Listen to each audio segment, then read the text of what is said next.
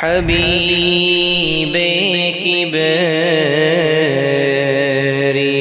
تم ہو. اعوذ باللہ من الشیطان الرجیم. بسم اللہ الرحمن الرحیم.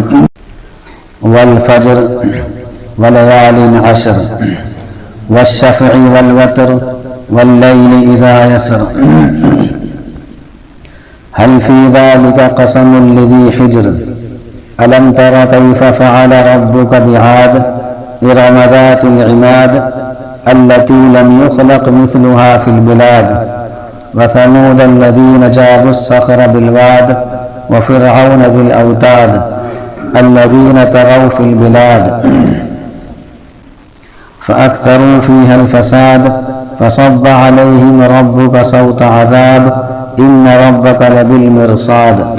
والفجر قسم ہے فجر کی.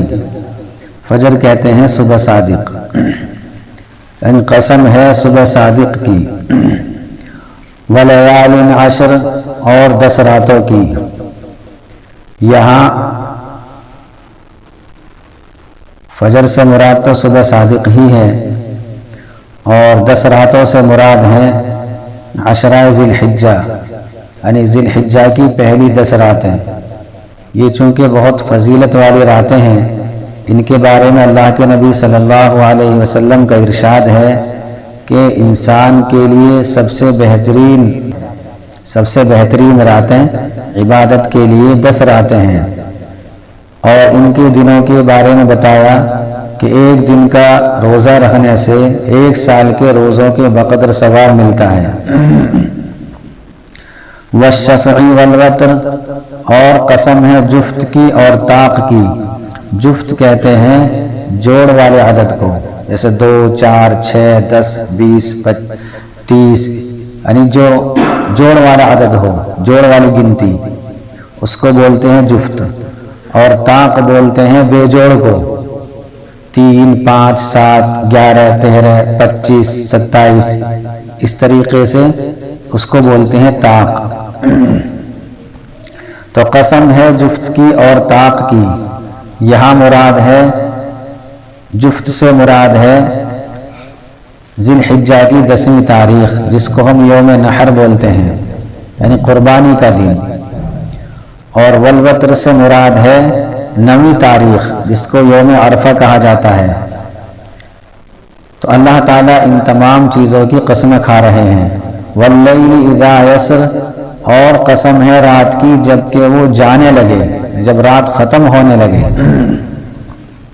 تو 5 قسمیں کھائی ہیں اللہ تعالیٰ نے. اور آگے فرمایا حل فی ذالک قسم لذی حجر، کیا ان میں یہ جو قسمیں کھائی گئی ہیں، کیا ان میں عقل والوں کے لیے قسم نہیں ہے؟ مطلب یہ ہے کہ اتنی ساری قسمیں کھا لی، عقل والوں کے لیے کافی ہو جانی چاہیے. اور قسم کھانے کا مقصد کیا ہے؟ قسم کھانے کا مقصد یہ ہے کہ اللہ تعالیٰ نے ان تمام چیزوں کی قسمیں کھائی ہے، تو مطلب یہ ہوا کہ انسان کا ہر عمل آخرت کے لیے ہونا چاہیے. جیسا کہ اگلی آیت سے بھی پتہ چل رہا ہے کہ اگلی آیت کے اندر 3 قوموں کا ذکر کیا گیا ہے، اور اس کا 3 قوموں کا مختصر حال بیان کیا گیا ہے کہ انسان کا ہر عمل آخرت کے لیے ہونا چاہیے، اور انسان کی ہر کوشش آخرت میں کامیابی کے لیے ہونی چاہیے. تو اس لیے فرمایا کیا ان تمام چیزوں میں عقل والوں کے لیے قسم نہیں ہے؟ مطلب یہ ہے کہ عقل والے کے لیے ایک ہی قسم کافی ہے. یہاں تو 5 قسمیں کھا لی ہیں اللہ تعالیٰ نے، یہ بتلانے کے لیے کہ انسان کو آخرت کی فکر میں لگ جانا چاہیے. اور جس وقت یہ قرآن کریم نازل ہو رہا ہے، چونکہ عرب لوگ تھے وہ، تو اس لیے ان کے سامنے پہلی قوموں کا تذکرہ کر کے بتایا کہ ہم نے پہلی قوموں کے ساتھ کیا برتاؤ کیا، کیا معاملہ کیا، کہ ان لوگوں نے اپنے وقت کے نبی کی بات کو جھٹلایا اور ماننے سے انکار کر دیا. تو دیکھو ہم نے کیا کیا. اور یہ وہ قومیں ہیں جن کے بارے میں عرب کا بچہ جانتا تھا، چونکہ اس قوم کے نشانات اور بربادی کی علامتیں اس وقت بھی موجود تھیں، ان کے کھنڈرات اس وقت بھی موجود تھے، اور یہ قوم سمود وغیرہ یہ ملک شام کے راستے میں پڑتی تھیں یہ بستیاں، اور عرب کا گزر عام طور سے ادھر کو ہوا کرتا تھا۔ عرب کی جو تجارت تھی، عرب لوگ جو تجارت کرتے تھے وہ ملک شام سے تجارت کیا کرتے تھے، ملک یمن سے تجارت کیا کرتے تھے، تو راستے سے ان لوگوں کا وہاں سے گزر ہوتا تھا، اس لیے ان لوگوں کو معلوم تھا یہ پہلی بستیاں ہیں، پہلی قومیں ہیں، ان لوگوں کے ساتھ اللہ تعالیٰ کا برتاؤ کیا رہا ہے، کیسے ان کو ہلاک و برباد کیا گیا ہے۔ اگلی آیت کے اندر ان قوموں کا تذکرہ کیا جا رہا ہے۔ الم تر کیف فعل ربک بعاد ارم ذات العماد، کیا آپ کو نہیں معلوم کہ آپ کے رب نے قوم عاد کے ساتھ کیا کیا، یعنی قوم ارم جو ستونوں والی تھی ان کے ساتھ کیا کیا۔ قوم عاد یہ پہلے دو قومیں گزری ہیں، قوم عاد اور قوم سمود۔ قوم عاد، یہ عاد جو ہے ایک شخص کا نام ہے، یہ اس کے نام پر پوری قوم اور پورے قبیلے کا نام قوم عاد پڑ گیا۔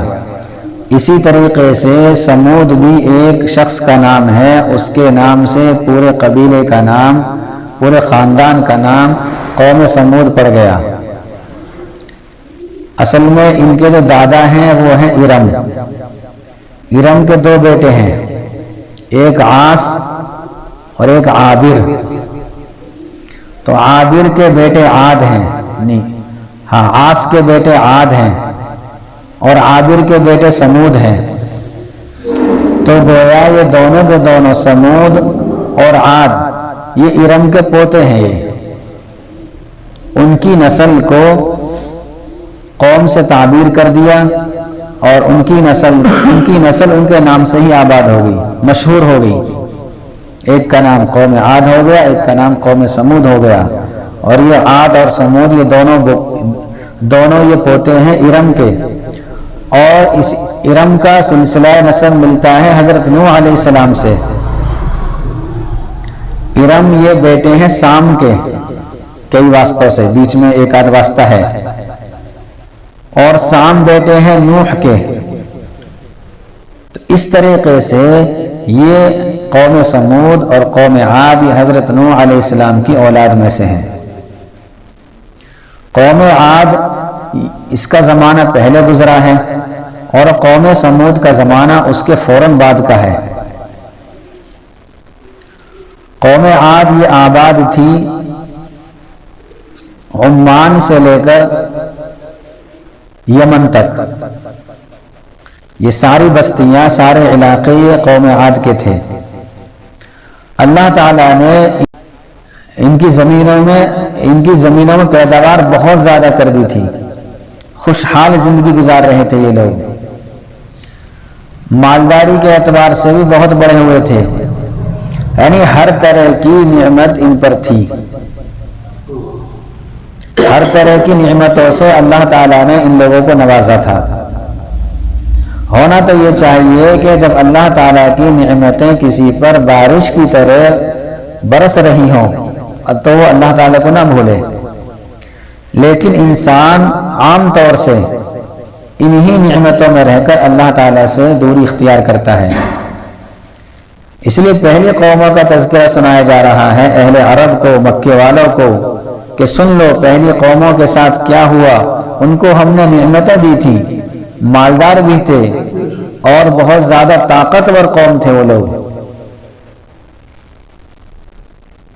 اس لیے انہوں نے اس غرور اور گھمنڈ میں اپنے لیے کہا من ہوا اشد منا قوہ، کہ ہم سے کون زیادہ طاقتور ہوگا۔